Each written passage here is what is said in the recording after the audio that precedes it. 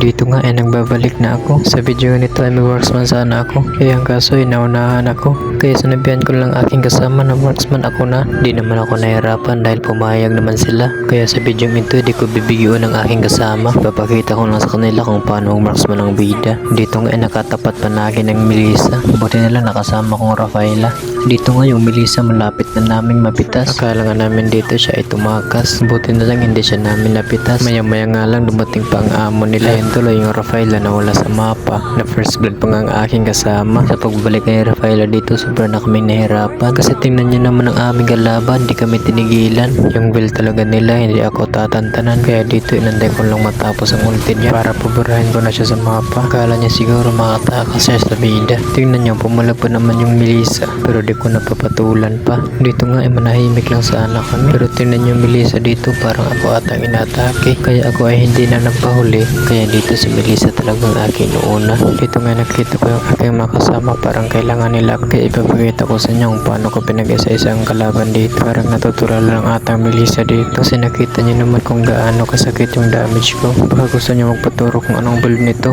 Pero dito magtatago lang sana ako. Pero parang kailangan ata ako ng kasama ko. Kaya hindi ko na sila binigo. Kaya ang aking kasama ay tinulungan ko na lang. Kaya tingnan niyo yung kalaban kung paano ko sila pinagbigyan. Ayun tuloy kayo ay nahirapan. Baka dyan for place yan. Dito nga ay magpupush lang sana kami. Pero tingnan niyo mamaya yung Vil biglang sumali. Para may balak pa ata siyang patayin kami. Ayun tuloy siya ay aking pinauwi.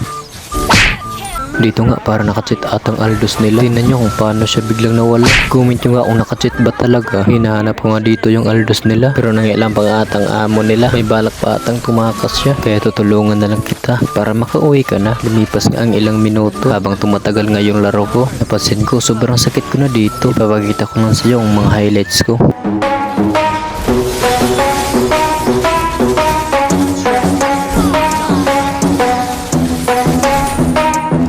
We gonna play now, ready for the show. I'm about to take down, you already know. Get the fuck out of my face now, yeah you gotta go. Man I'm on the chase now, leave me on my own. I got a chance to break now, yeah I fucking go. Take control of fate now, I control my flow. And I know that I'll be great, how putting on a show. I know that I'ma stay loud, drowning out the nose. The haters always thinking that they could fucking break me. They're better off eating their own words like pastries. Hate me, and you better find some fucking safety. I'm coming in hot like a bad bitch and pasties. They can't save me, no I ain't lazy, no. But society has me going so crazy, yo. Don't blame me, no my mind's hazy, yo. And I'm sick of me feeling this way daily. I'll always live my life till it's over, and I will not forgive those who hold me down. And I will never give up, I'm moving forward. And I will never miss my chance, take it now. And I will always live my life till it's over. And I will never give those who hold me down.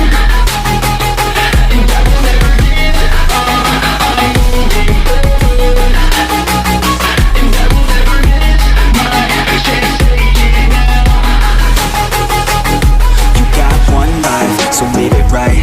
Keep your friends tight and your family in sight. Never cease to fight for the things you think are right. Cause you just might find you control your own mind, hey. You'll be fine, hey. Just take your time, hey. Enjoy the climb, hey. Enjoy the grind, hey. You never really. Sa mga gusto pa lang magka-skin dyan, i-follow mo lang ako at paki-like na rin para masendan kita ng skin. Comment mo lang ID mo dito sa baba. Share mo na lang din tong video. Dito na lang tayo.